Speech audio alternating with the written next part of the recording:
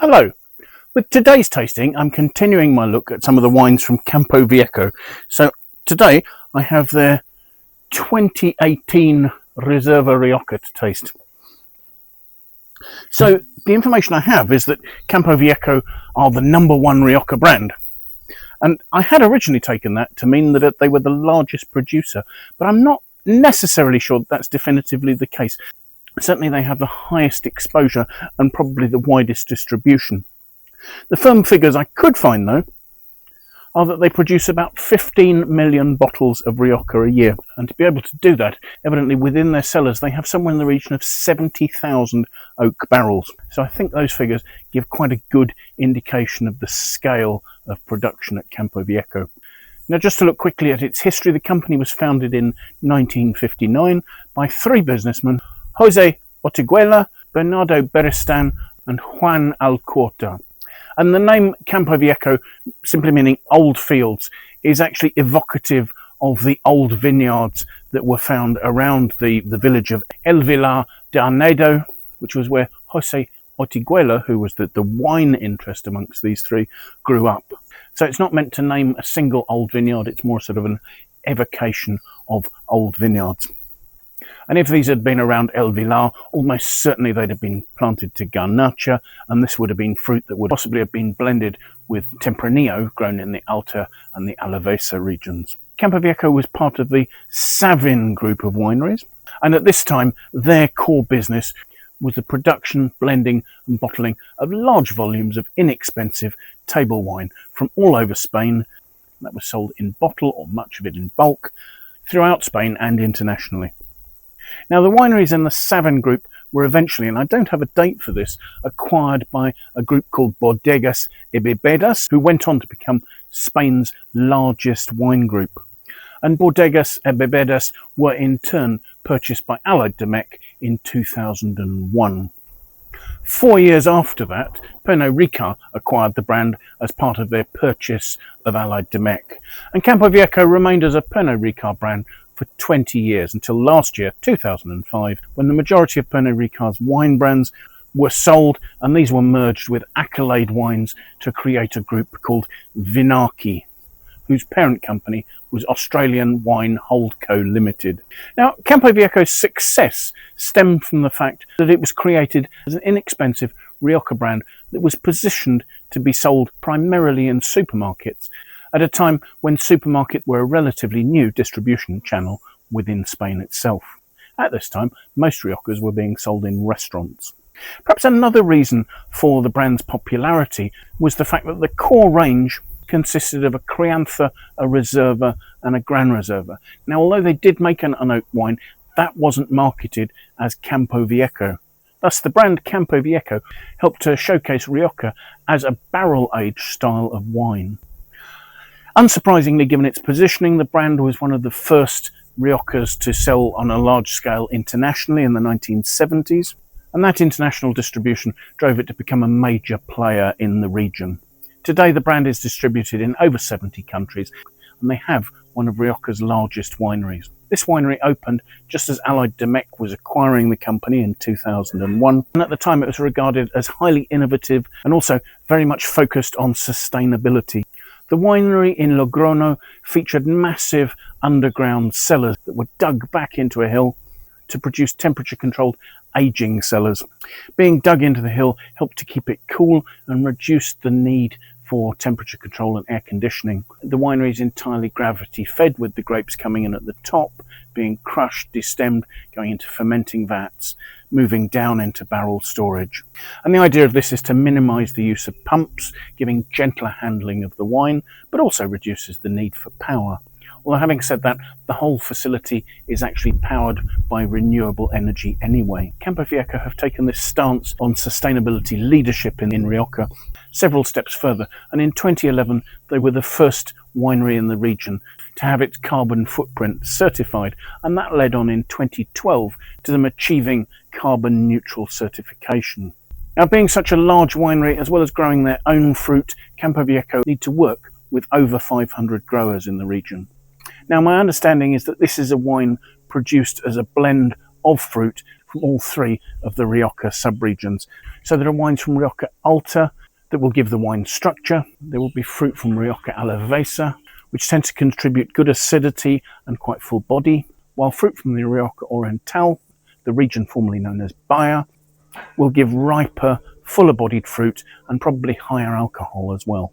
The combination of fruit with different styles from these different regions helps to produce a more balanced final wine. The 2018 harvest was a large harvest, and the growers and winemakers had to overcome quite a lot of problems with humidity that had led to problems with rot. The harvest, however, was a large one, and actually generally the wines are quite successful, although they do tend to have quite a fresh, fruity style. Given the size of this brand, there's the probability that there's a certain amount of machine-picked fruit in this. The winery's notes don't go into that at all. It's probable for a Reserva that most of the fruit will be hand-picked, but I suspect the fact that they're not mentioning it does mean there's a percentage of machine-harvested fruit going into this. But that's just my supposition. Once the fruit arrives at the winery, it's sorted, it's destemmed, it's crushed, and it goes by gravity into the fermenting vats. The wine ferments in stainless steel tanks, and this is controlled to a temperature of about 28 degrees Celsius. So reasonably extractive, but not so hot as to extract some of the harsher tannins or to cause the fermentations to stall and produce off flavours if it gets too hot. Very much as with the Gran Reserva, there's a period of 20 days maceration with the skins. The wine does its malolactic conversion and is then put into barrel. Now, the notes I'm given on the blend are pretty much the same actually as the Gran Reserva, being 85% Tempranillo, 10% Graciano and 5% of Mauzeuelo. And I should actually say Mauzeuelo, also known elsewhere as Carignan. Now, the contribution of these two varieties, Graciano tends to a black fruit flavour profile to the wine. It can give backbone, it gives colour, and it gives good acidity. And Mauzeuelo similarly contributes firm tannins and good acidity, which will help keep the wine fresh and help it to age. So the character of these two varieties nicely complements the more perfumed, slightly more red-fruited style of the Tempranillo grape.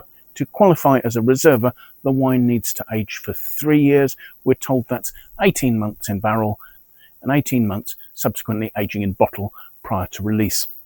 Aging takes place in a combination of American and French oak.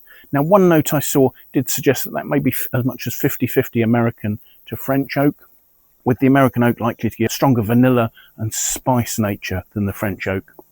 One thing that did slightly surprise me though was I looked at the back label, and that suggested firstly that the grape variety was simply Tempranillo, and then that the wine aged for at least 12 months in barrel and at least 6 months in bottle prior to release. And that actually made me think that maybe the wine had been labelled with the back label for the wine they sell that's labelled as Tempranillo, which I believe is a Crianza. Having said that, I did actually scan the QR code on the back label, and no, that came up with information for the Reserva.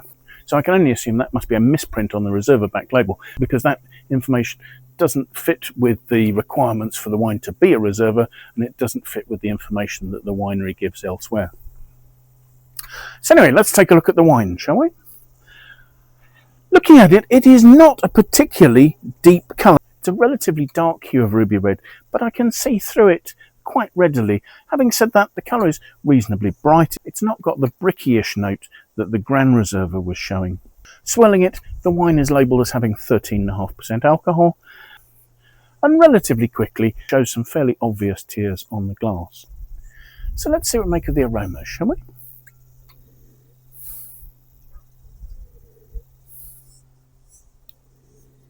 The fruit seems a little reticent to show itself at first because it's sitting behind some initially a little dusty, certainly quite spicy notes. The first thing I'm noticing are sort of dusty hints, cinnamon, maybe a touch of nutmeg, and then behind that you start to see vanilla coming through. And following the vanilla, there's quite attractive, quite ripe red fruit. Initially almost like ripe red cherries. There are perhaps some hints of raspberry and mulberry. Once you see past the spices, it's an attractive, lively red fruit.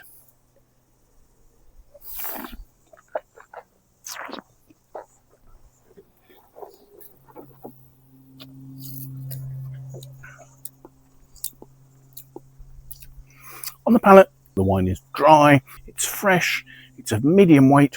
Again, there are notes of ripe cherry and raspberry fruit. They're right at the front of my mouth, but they are actually quite quickly enveloped by notes of cinnamon and vanilla. There's quite a drying note to the tannins. They're fine. They're sitting right at the front of my mouth, and there's an interaction between the acidity and the tannins that's giving a mouth-watering sensation. But the drying nature of the tannins again goes on to give a rather peppery note, and this is mostly on the front of my tongue. There is a warmth and a ripeness to the fruit. I think that's probably being supported by the alcohol.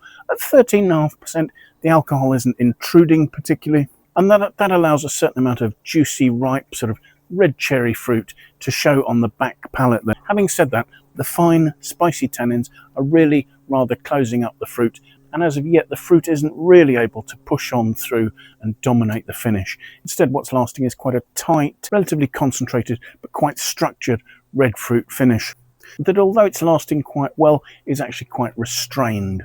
And that fact makes me think this is possibly a wine that will show better in a year or so's time. The wine is in balance, it's not particularly weighty, and being from a sort of a lighter, slightly more elegant vintage, it's probably not one to put away in the cellar for a long period of time. The drinking window I've seen suggests that this could be drunk out to about 2030, and on the evidence of what I'm seeing here, that seems like a reasonable suggestion. Looking at the Wine Searcher aggregated critics score, that's coming in at 88 out of 100. And again, the wine I'm seeing at the moment, I think that's quite a fair score. This wine is balanced, it shows it has the ability to age. It perhaps doesn't have the concentration of a better vintage, but it has lovely spicy character, and I'm pretty sure there's enough red fruit in there for that within a year or so to come out and show quite attractively. So thank you so much for taking the time to join me for this tasting. I do hope you've enjoyed it, and I do hope that if you have, you'll take the time just to press the like button at the bottom there. I'd be very grateful for that. If you have any friends you think might like to watch the video, please feel free to pass it on to them. I'd really appreciate your support in that way. And if you're watching these videos and you enjoy them, could I ask you to perhaps consider subscribing to the channel? Having more followers will really help me to develop it further. If you have any questions or any comments, do please feel free to add those to the comments box below. I'd love to know what you think about the wines I'm looking at, the tastings I'm doing, or anything else that relates to that. I will of course leave a link in the comments box below to the page on the Wine Searcher website for this vintage of this wine, and there you'll be able to see where it's available and at what price. So thank you once again for joining me, and I do hope that maybe you'll manage to make some time in the near future. Come and join me for another tasting. Till then, bye for now.